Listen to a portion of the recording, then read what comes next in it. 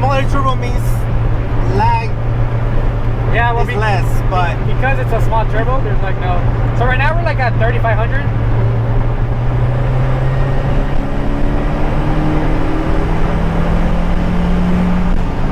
wow.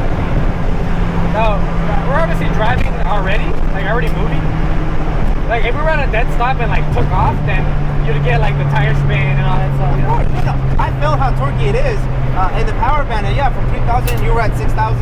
The power kept going, so it doesn't taper off. At least not at 6,000. What is redline on this car again? It's 8. Well, I usually ship at 58 because around 58 the turbo just starts to like die down. Gotcha. So there's really no point. But I believe it's like 64. It's like the actual red line. I'm all like 8. It's a turbo engine, newer car, 6. Okay. Yeah. You don't really need that much RPM to go. I drove, newer SI, and it definitely feels different, and that's what I like about this car. It gives you that sense that you're in a 90s car. You have newer technology, but the car itself is still a 21-year-old car, and that's what I like. Yeah, it just feels like raw and natural, and that's kind of what I wanted. I didn't want like to be driving like a brand new car like every day. I still wanted to have like a nice little show car you can take out and stuff on the weekends. Perfect.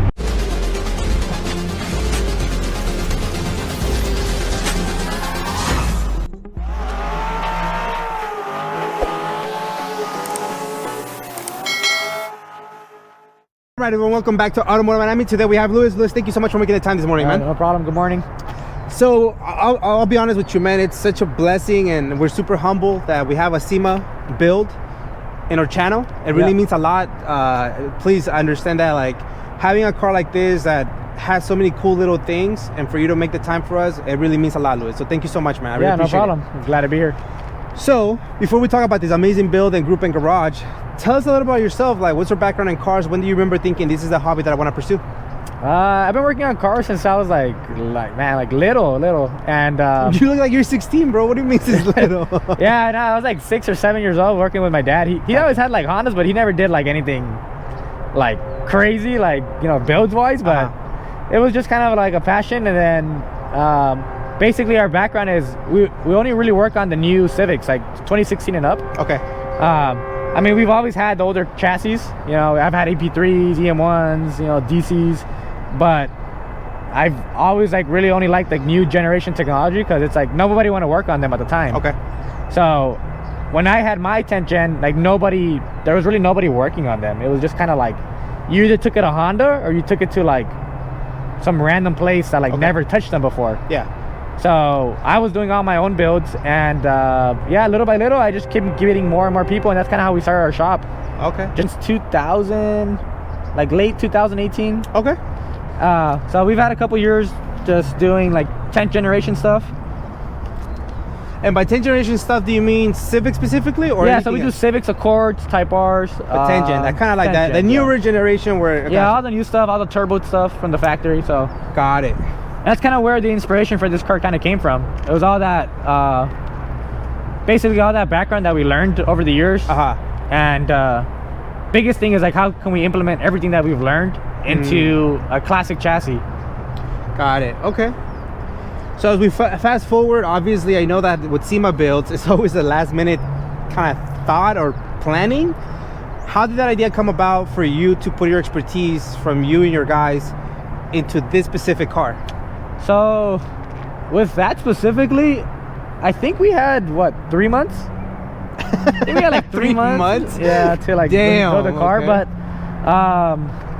it just kind of happened because this car went to the Honda booth and they were kind of indecisive of what they wanted to bring. Okay.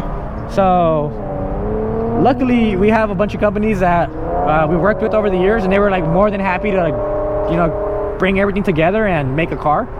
So usually like this one is already like our 5th swap. So like if I had all the parts ready to go, this car would only have taken like 2 days.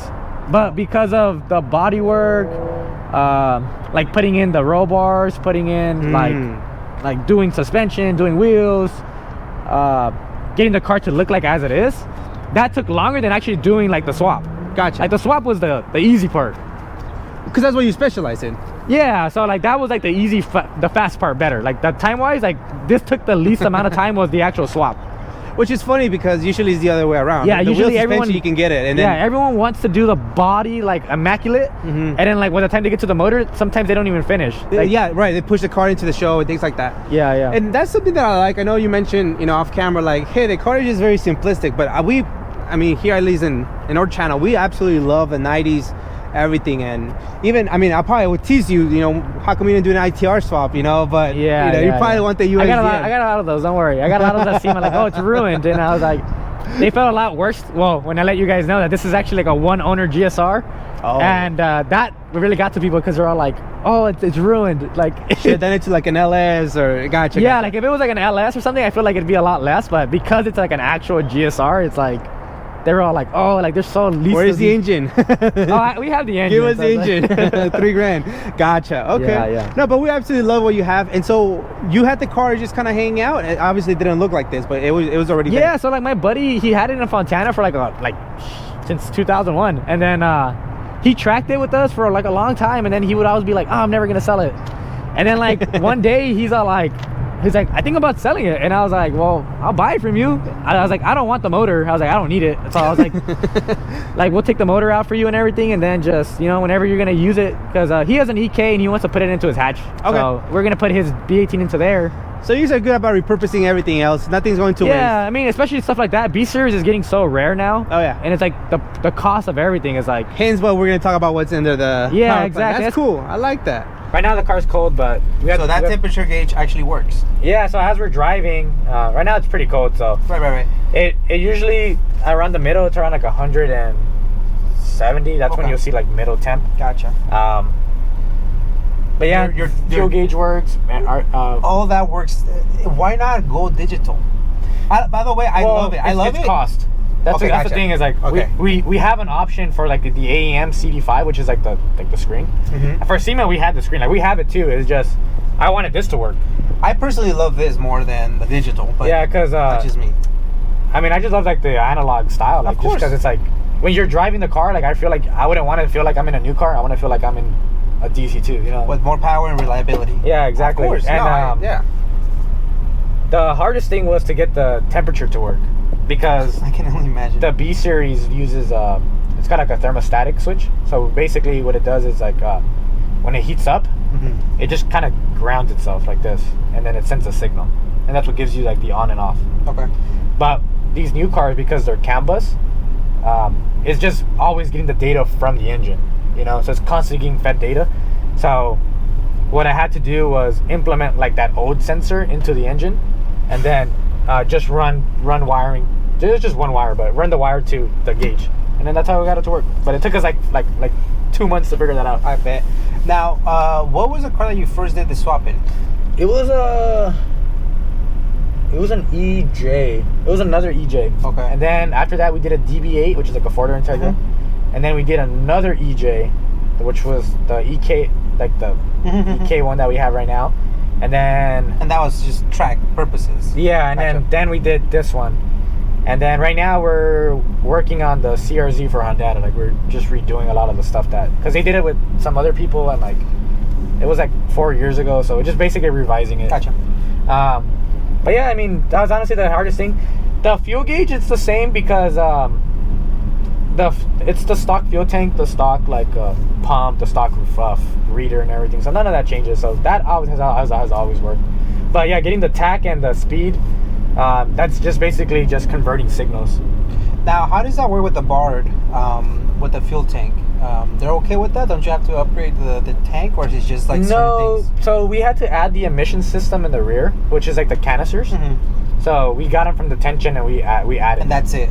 Yeah, well, there's other things they gotta do, but like I said, that the kit would come with the stuff that you would need to do it. Yeah. But you can do it with the stock tank. It's not like you would do it with the stock tank. Gotcha. Okay. Yeah. The car obviously does vibrate a little bit because of the mounts. Yes, but if you had completely like if you didn't have solid mounts, it'd feel like a stock car. But besides that, I mean, yeah, this is like basically the shifter. We have it in this like like sizing because like I like to shift it like when we're tracking, I'm just pushing. I'm not trying to like reach down like beasters. Like you're almost over here, you know. So I just like that the taller feel. I got a lot of people too like, why is it so tall? And I was like, it's just my driving. Well, that's what I told you. When I was looking at it from the outside, it feels like with the seat sitting really low, it feels like this it could be like this. Yeah, correct. Yeah, but I mean, if you can see here, everything is adjustable. This is a completely like, you can do like throw different, you can do height different. If you have it really here, then it just feels really tough. So I like it a little bit higher just because like it feels more natural. Oh, yeah. That's personal preference for sure. But yeah, color, it's been resprayed, right? It's actually wrapped. It's a wrap. Oh, okay, that's cool. A lot of people couldn't tell actually. I can't tell. I thought it was like that silver, you know? Yeah. So, but it is the original silver, because when I pop the hood, you'll see like the difference between the wrap and the actual base color. Okay. And you tell me how much of a difference you can tell. Okay, we'll see. But it looks good right now. Okay, so silver is just yeah, it's like that 2001 whatever the silver coat is. Okay, so nothing. I don't think it's Silverstone. It's like a different. I forget the exact color, but gotcha. Okay, cool. And then the front end, what do we do to it? Nothing. It just has like I think it's like the ITR front lip, like the OEM lip, and then it's just like a USDM front end. I got a lot of people too. It's like, oh, why didn't you do like the JDM front end? I was like, because I feel like it's played out. Like, I feel like every Integra I see has a JDM front end, and it's like I just wanted to have like a USDM spec car that like if you sat on the road, you'd be like, oh, cool, that's like a nice Integra. Yeah. Like it's nothing crazy, you know. And that's why we were going for like a street car. Of course. Yes. And okay, yeah. I mean, but Jay for the win, you know. That's just me, but the bug eye looks amazing, and I like the fact that you kept it like that because it's USDM. It kind of flows with the power plant. Okay, suspension. What have you guys done? Basically, it just has like S3 coilovers. It has some like hard race lower control arms, and in the rear it just has like you know the standard like aluminum brace or whatever. And then, but besides that, I mean, it still has like a camber kit and bushings and stuff like that, but nothing crazy. Like I was telling you, our EK has everything spherical.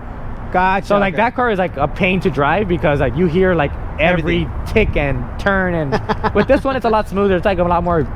So that was the goal, right? For this car was more of a street-driven car that can be tracked, but mostly something that can be enjoyed in the street. Yeah. A sleeper in a way-ish.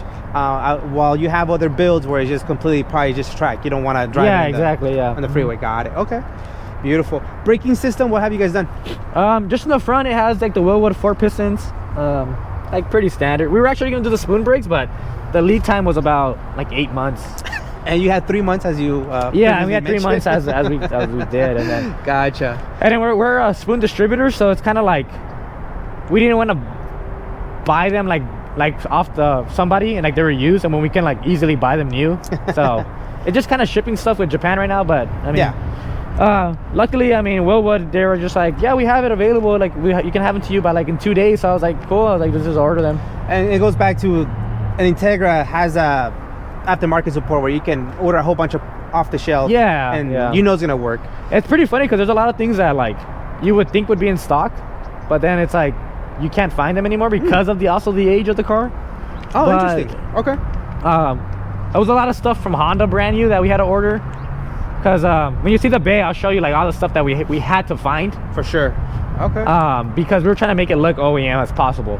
Okay. But going that extra mile. Yeah, exactly. And then in the back, it just has the ITR wing. I mean, beautiful. I feel like I like the US front, but I've always liked like the little ITR wing. But besides size, that, I mean, I didn't really want to do anything else, you know. And then I just did the sunroof delete.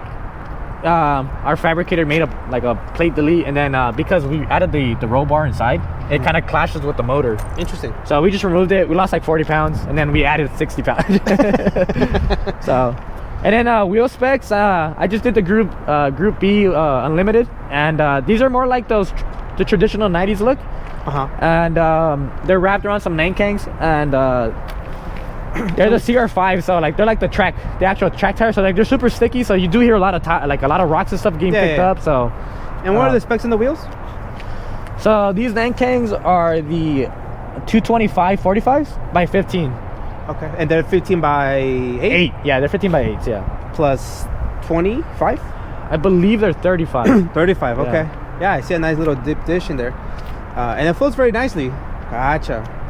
Yeah, that's the beautiful thing about these cars, man. They don't need much. They're so clean. They're just Yeah, I feel like as long as you like can get the chassis to look right, I feel like it's enough to like. And you already know the formula. I mean, like I said, some wheels, some suspension on this car specifically, you're good. Yeah. I mean, stuff front lip and things like that. And then like we got a bunch of stuff from like a company called Resto Tuner. They like shot us over all the bolts and all that stuff. And Oh, is that right? they even did us like, they have this little like conversion for like the S2000 Oh, shoot. antenna. So Oh. it's pretty cool. So like Yeah. just random stuff like that. For sure. People probably won't notice, but it's like I didn't notice, so that's good that you're bringing that. You know, anything that we don't notice, please bring it out, because I think that's the magic in the details, right? That's what makes this build, you know, so unique. And again, it's a pleasure for us to be able to have a SEMA build. It really means a lot. So maybe you can L swap those next year. dude, there's already dudes doing like rear-wheel drive swaps. Like there's a guy in a shop called TF Works. They already did their E30.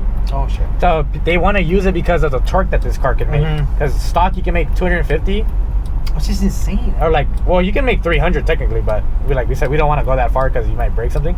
But like these new engines make so much torque like out of the factory.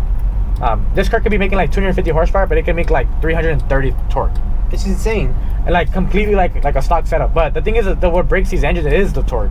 Right. Because like the rods are only as thick, you know, they're pretty thin. But the thing is why they're thin is because of the fuel economy. If you had thicker rods, there's gonna be more weight to be tossing during the rotation cycle. Gotcha. So if it's a thinner rod, then basically you have less weight to be moving around, right? So that's why the car's so efficient. But for big power goal, like you can just easily do rods and pistons. That's it. Like it's used so much more power. Yeah, you can be in the 500s like all day.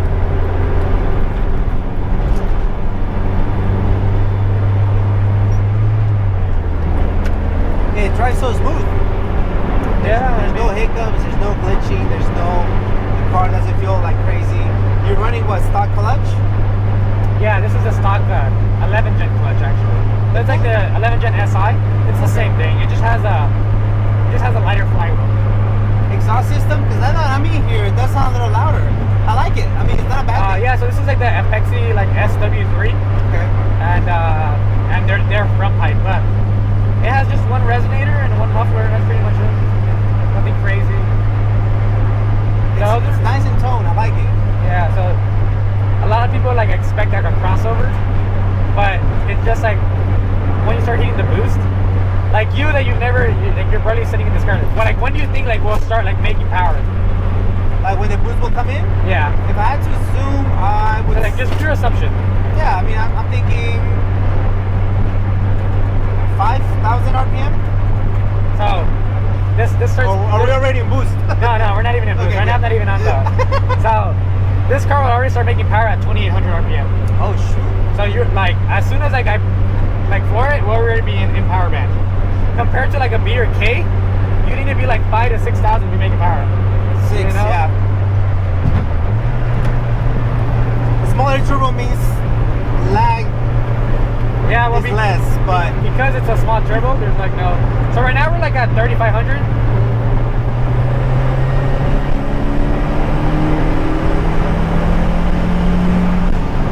wow. So we're obviously driving already, like already moving. Like if we were at a dead stop and like took off, then you'd get like the tire spin and all that stuff. You know? No, I felt how torquey it is. Pretty basic inside, honestly. Like even for SEMA, we didn't even show it. Like it basically just has like the spoon steering wheel. It has the Acura short shifter from the 10th gen. Oh, nice. So that's how we can convert. And then it just has the 2 Recaros, and I just left the original like dash, and that's like our roll bar that we had to get made and stuff. But amazing cage, dude. Holy crap. I really like the design. I mean, yeah. Are you sure it's a street driven car? Yeah, I drive it. I already put like the design on it is super I think I already put like crazy. 5,000 miles on this. I love the design on the cage, man. Yeah. Usually like the middle part right here is like filled in, but it started off as a different cage, and then we built off of it. Gotcha. Because it didn't have like the X's in the back, and then it only had like a single bar in the front. But basically we got it all done, and then I have a buddy of mine that does powder coating, so he just powder coated it for me. Gotcha. And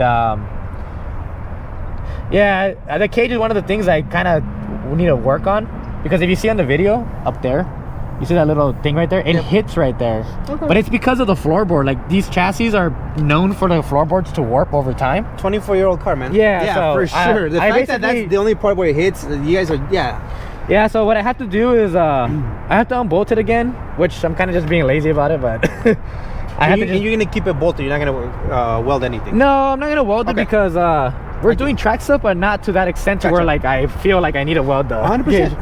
Yeah, for sure. I love the interior, man. I think what I really am resonating with this car is the fact that it's doable. Somebody like myself can replicate this, and I think that's kind of what you're going for. Yeah, I don't want it to make like over excessive for people to like. Correct. I don't want to make it feel like it's like unreachable, you know, like 100%. And that's been my gripe about like some of the SEMA builds, when it's pretty much just like you see some crazy stuff and you're like, no one's gonna do that. With like, 30 companies just throwing money at it, right? Yeah. And then it just is like, well, what's the point? This I can get behind because I can see myself doing something like this. Okay, seats, you said Recaro? Yeah, they're just a Recaro though. I think they're like the pole positions, but with the they're the jersey fabric, the jersey reds. That's what they call them. Wow. So they're like the newer style, but I know everyone likes the smooth, like the suede ones, like all around. But they just like decided to replace them this year. So they look pretty wide. I mean, you're a skinny guy. I'm sure you're snug in there. I think they're like 36, 38s. They look great. Nice. Okay. And then it sits low. The bracket seems to be very positioned. Yeah. So this one, on this driver's side, we did the Buddy Club extreme low bracket, and then on the passenger side, you'll see that one's the PCI actual rail. Yeah, you see the difference. Yeah, so it's like a little bit of a height difference, but as a driver, I'd rather be a little bit lower to the ground. Yeah. Especially when we track, because like seeing the track is like pretty. Like, I'd rather see the road than when looking at the sky. You know? So it's like, plus the position of the shifting, you know, feels like it's positioned perfectly for you to just be, you know. Yeah, just tossing it. Yeah, basically. The touching points are very close to it. I mean, I'm just trying to. Yeah, so like that same position is how we drive in our new Civics. So what I did was I grabbed the one from my race car, and then I just set it up the exact same way and I just put it in this. Wow. A lot of cutting involving to be able to put that whole mechanism? No, but like I said, if I had more time, I would have rather like 3D scanned it and then like cut out the layout for that specifically. I had to do it by hand. Oh, wow. But not really, because they make an adapter plate for this chassis specifically. And they make one for the EK and for the DC and everything. That same company, Acura. And then you can just run that shifter. So like if you have like a K-swap, they have like a K-swap version. They have like they have a 10th gen version that you can do. So just stuff like that. But I mean, just small. I mean, there's always something you're not gonna like about the car, you know. I mean, I think it looks very clean. It doesn't look out of place, so that's good. Oh yeah.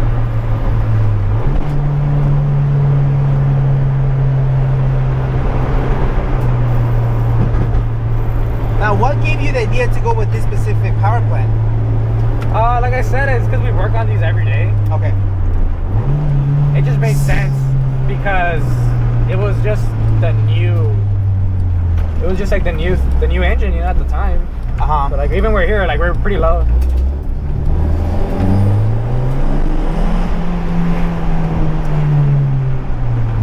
Oh, the power's good. Yeah, it feels pretty good.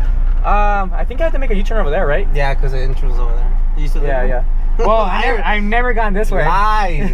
I actually live down the street from where we were at. That's where I used to live. Is this really an L swap? Maybe it's a B series. You lied to me. No, it's nice. Yeah, it's a B series. It's interesting that now after, you know, for the fourth, that sounds like this is like the fourth build. Now you guys have your stuff on lockdown, so the fact that somebody out there can do this is pretty cool. Yeah, I mean, there's a lot of people that just do it, and like I think there's probably like already like 20 or 30 cars that have done it already. But a lot of those builds are just like they have to figure everything out, like custom, you know? Right. And now it's more of like you can just buy everything, just because of all the stuff that we've had to do. Well, you've had to do the legwork. I mean, somebody may say, man, that's quote unquote a lot of money, let's say 15K. The thing is, and it's all quality stuff. It's not like you're getting Honda reliability, you're getting newer power plant and older chassis.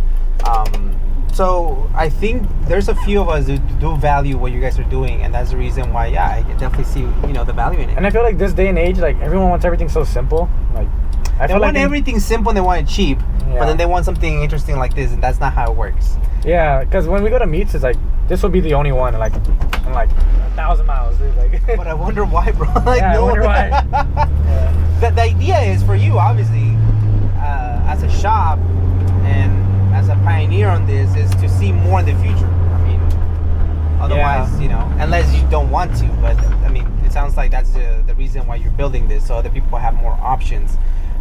Yeah, I mean, and I think the only thing we have left to do is just the AC. That's like the last thing we're working on right now. So hopefully by January we'll have like a AC system that we can just offer. Wow. So right now the heater and all that stuff works, all the lights work. Basically the only thing left is just the AC. I mean, that's really the only thing else we can offer for the platform. Mm-hmm. But it's not like something that everyone cares about. You know, like if it's like a track build, like they're not gonna have Most people AC. that want this, they want it at the track. They're not thinking. In fact, they don't want the AC because adds what, 70 pounds, 60 pounds of weight. Yeah, I mean the pump isn't that. I mean, I guess like the pump and the compressor and stuff, but I'm thinking like my 90s AC. yeah. But nah, I mean, I guess because this car doesn't lose power from the AC. We've tested that like a lot in the early like 10 gens in the first years, and like.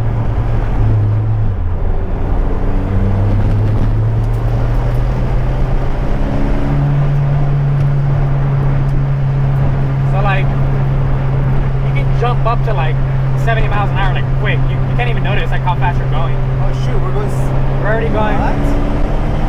Like right there, we're already going like 75. Does it feel like it? Doesn't feel like it feels natural. It feels just like smooth. And we're only in 4th gear. We're not even. That's wild. Like in a B series, you'd be like already in 5th gear. 4,000 like, RPM. Yeah. And then like you have a 5th, and then you get 6th, and then it gets really quiet, you know. You need it. Gotcha. Man, this is a great job. What's your background in cars? Like, is it just through? Did you go to school for this? Dude, there's a lot of just like personal learning and like builds that you do, and like every time like I used to do like Subarus and Nissans and stuff, but I didn't really like them. They were really like a pain to work on, and I've always loved Honda, so I was like, that's what I'm gonna do. I'm just gonna do Hondas. And Well, Louis, all these beautiful track stuff or whatever we want to call it. Can we see the power plant? I mean, all these work for you actually downgraded to a D series from the GSR motor. Went from a D series. No, I'm glad you went K like everybody else, bro. Like that's the whole. So yeah, there it is.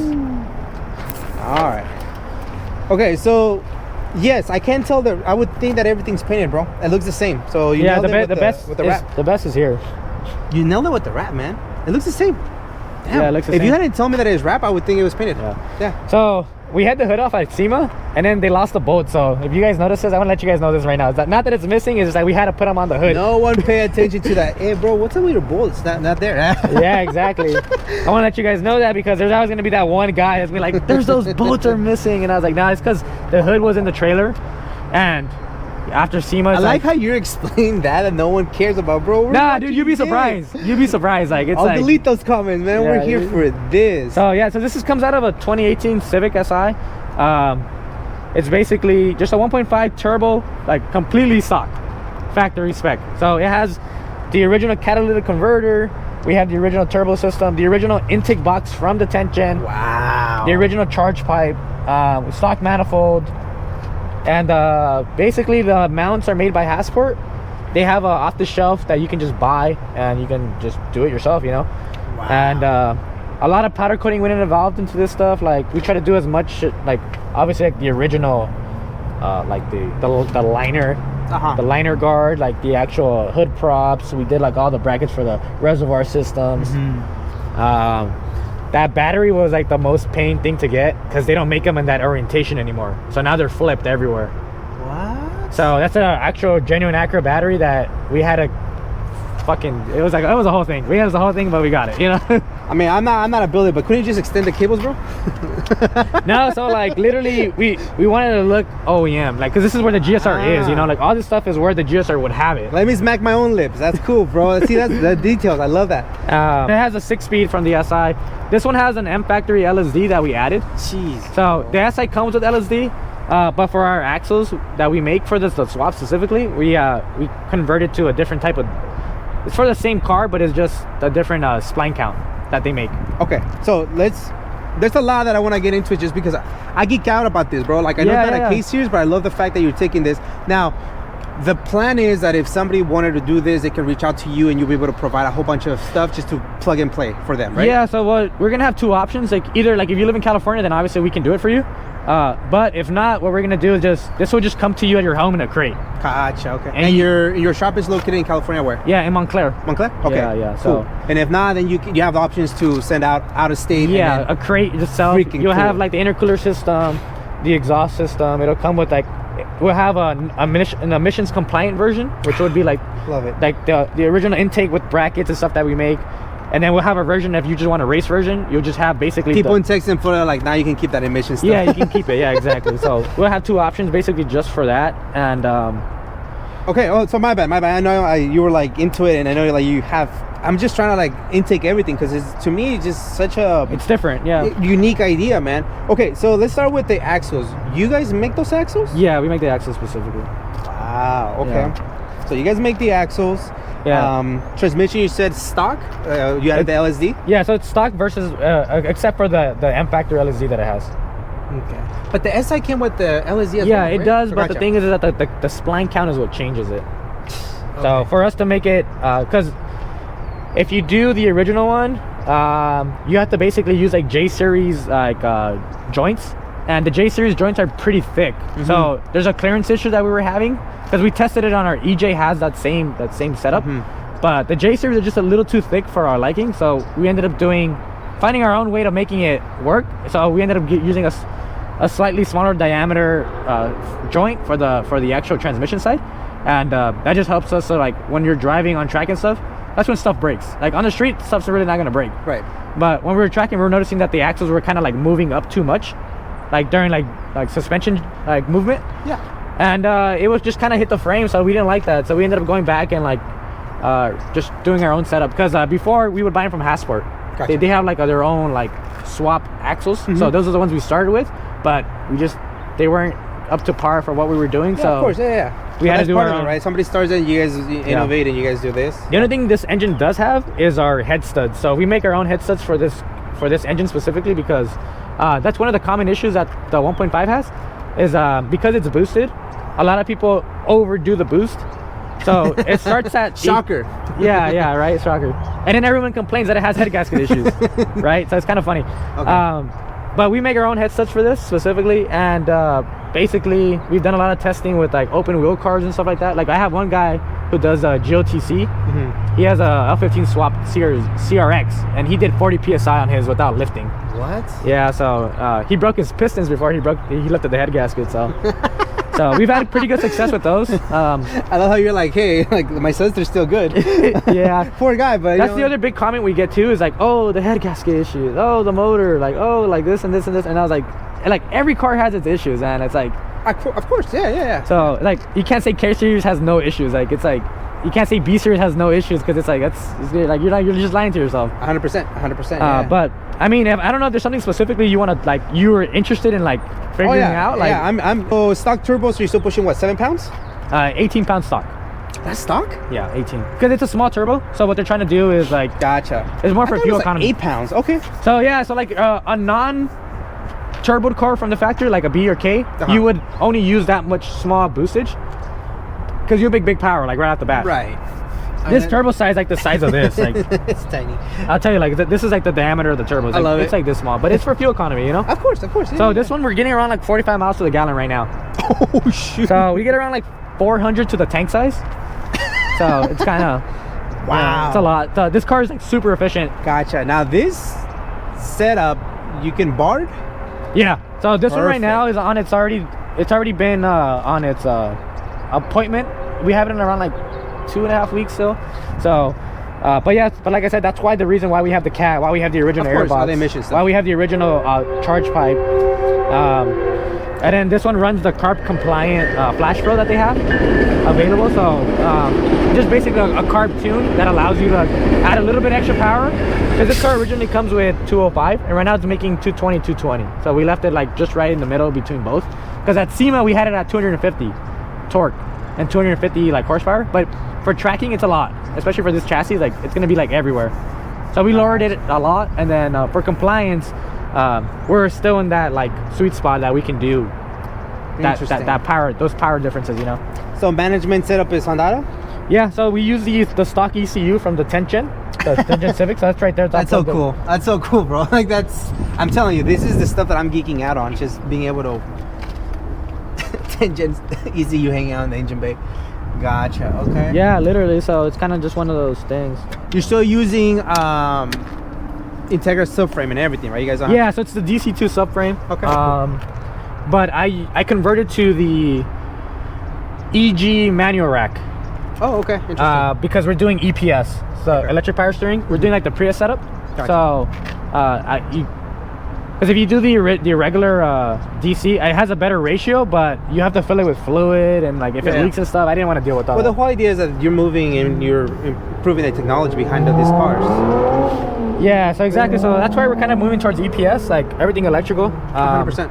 And that stuff, like, so it's self-running. It basically just needs power, you know. So it's not really anything that you need to integrate into the computer or anything like that. You just plug it in and it's ready to go. But yeah, and then the radiator, this is our specific radiator setup that we chose, because as you know, K series, all the hoses would be on this side, and B series, it would also be on the left side. So for L15, everything's on the right. So we worked with CSF to basically have a setup specifically for the swap. Have you experienced any heating issues? No, so I don't even run a fan on this car. I never. I was about to look. I was like, oh wait. We never go past, like, I think the highest I've seen was like 212, and like the average operating temperature on the new cars, like the 10th gen, is around 220. Okay, so you definitely. But on an average day, I never go past 179. Oh wow. Yeah, like it runs really cool. Yeah, super cool. Really cool. Yeah. Plus 400 miles a tank. Like, it's insane, man. Yeah, as long as you're moving, like, there's no reason really for the fan. I think the one time that I reached 220 was I was like at a In-N-Out like drive-through, and I was just stationary. So so I was usually, like, if I see the temperature goes up, because we were actually able to get all the original dashes to work. Okay. So we have the tack, speed, coolant, and we had to make a lot of wiring. It actually it isn't. It's actually getting a conversion box, because the problem is with these new cars is that you're going from a CAN bus system, which is a different type of frequency of like voltage, and this car is analog. So like all the dashes are like a 5-volt signal. Like the tack, you used to be able to get it from like the distributor, from like the B series. The temperature sensor is just like a ground signal, and the miles per hour is obviously from your speed sensor, but all those are just 5 volts. But with this, everything's CAN bus, so everything runs off 2 wires. Wow. Into the original dash. But so what we did is we just had to convert those signals so they can communicate with the original dash. You make it sound like it's so easy, bro. It wasn't. Trust me. That's what I'm telling you. That's a lot of wiring. You're like, no, it's not. I'm like, okay, yeah, it's a lot of work though. I love the fact that you feel comfortable now. Like, I mean, I'm sure you ran you got some gray hairs out of all these swaps, but now you got it perfection it. Now, do you guys have all this stuff for, let's say, an EG? Yeah, so we have EG, EK, DC2, DBA. I think someone did Del Sol already. Okay. It'll fit CRX, but the hood clearance. Okay. But I think that car mostly all swaps, like, they don't really clear. Like, I don't think the owners care. They'll figure it out. They'll just cut it. They'll figure it out, yeah. And I think what's the other one? I feel like I'm missing one. I mean EG. Pretty much sedan or coupe, or it'll fit. It doesn't matter. Gotcha. Got it. Basically, any of the 90s chassis will fit. For the most part. And that's the beautiful thing about it, right? That's the reason why we're doing this. You want to maintain. It's almost like Rywire doing electric EV stuff on the 90s. You want to maintain these cars on the road. Yeah. With newer technology. And now, how expensive is the engine, transmission? So, like, basically, I'll just leave it like super simple. Like, let's say you brought it to our shop. The whole thing, like, said and done, it'd be 15 grand. Okay. If you want just the parts, it's around like 11 to 12, depending on, like, it could be cheaper, but it also depends. Like if you get like a non-SI motor, if you get like a non-SI transmission, if you get, you can always like cheap it out, you know, more and more and more. But like, I would say this would be like a nice K-swap. You know, like I wouldn't say like a Type R K-swap, but like I'd probably say like, you know. Well, now with one of the reasons why you went this platform is just because things are getting a little expensive. I mean, B20s blocks they're now, like they're like $700. Yeah. Like when did that happen? So to keep your car running for, I mean, next 40 years in a reliable platform, I think that the service that you guys provide is amazing, and just the technology behind it, I think it's really, really rad, man. So kudos to you and your guys, your shop. This is not an easy job nor a swap, and you guys just made it look super flawless. It's crazy, man. I love it. Future plans, I guess, for the aside from getting barred, is there any future plans for the actual, you know, engine? Are you planning to push more power, or this is just gonna stay not stock? really. I mean, because like I was talking to you earlier, like we are tracking it, so 220 is like a lot for like a 90s chassis, especially like if you're not a good driver. I mean, you can really push this car and learn from it. And then like if you do want more power, it's as simple as just tuning it with the computer, and like you get your laptop out and then literally just go up to like 300 horsepower if you wanted to. That's the crazy thing, that these cars are so modifiable. Now the 1.5, do they have superchargers available? Do you know? No, so because they're already turboed from the factory, they just offer bigger turbo systems. Okay. So you can get like double the size wheels, you can do Garrett's, you can push 300 no problem. Just with the 300 you can do it on the stock turbo. All you do is like literally if you had this car stock, you would just add E85 and the tune, you'd be 300. That's wild. Yeah, but then like you said, some other little things will break in, but yeah, eventually you'll break brakes in, like the same thing. But compared to K series, to do 300, like you're talking about your bigger motor, big injectors, big intake, big manifold, headwork. Yep, gotcha. But for this, literally completely stock, you just put the 85 sensor on and then you just tune it, and that's pretty much. And that's the cool thing about it, you know, you chip it per se. Oh, gotcha. Okay. Yeah. And that's the thing, is like there's not even no more chipping. Like, right. Everything is out through the OBD2 port. You just plug in your Flash Pro, and then you just. It's almost like tempting you guys to just go put more power, you know. Yeah, and that's kind of the hard part, right? But you know, we're trying to be compliant with the emissions and stuff. And that's the other thing too, is like a lot of people aren't even offering options for that. That actually got more people's attention, was that it was going to be drivable on the street legally. Yes. Without dirty. Wanted to kind of relive their youth, you know, having the car, because a lot of the people that we're talking to, they're like this is my first car. Yeah. He's like, man, we don't see these everywhere anymore. Like, and I feel like that's kind of like the biggest thing, is that people just want to see them. Like I rarely see an Integra on the road. Like, yeah, they're really hard to spot. And part of it, like you mentioned, it's things are getting a little bit more expensive or hard to find. So why would you want to put money into a 21-year-old car and just go buy a new BRZ or, you know, GR Corolla and you're good. Like I mean, some of these Corollas are pushing some decent power out of the box. What you're doing here is a very tight niche of individuals, because it does require a lot more funding, energy, and it's just really saying, hey, I really like these older chassis, but I like the Honda's new technology, and I want to incorporate both of them. And then like having the compliance, you know, especially in the state that we live. That's like the biggest thing. Like, and like once it's barred, like I'm gonna try to get pulled over, because I'm like, what are you gonna do? They can't do anything, you know. I'm trying to get pulled over. And you know what? You're not gonna get pulled over. That's the sad part. Yeah, you're not. Yeah, I'm not. It's like the cops have this mind, and he's good, he's clean. Gotcha. Like they know already. And the crazy thing is, like, again, you can, you know, get this whole entire setup to get it barred. And then down the road, there's still so much aftermarket support for this engine. Yeah, because once you get it barred, like, you can do whatever you want. And then go from there, you know? Yeah, so that's... Yeah, thank you for this opportunity, Luis. I appreciate it. You know, I think what your shop is doing is amazing. And just modernizing. This is a Restomod, man. Like... Yeah. That was right. Sorry, man. Yeah, you're good. Yeah, it's a Restomod, and that's what we like.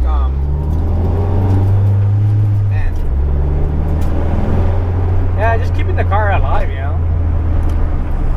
100%.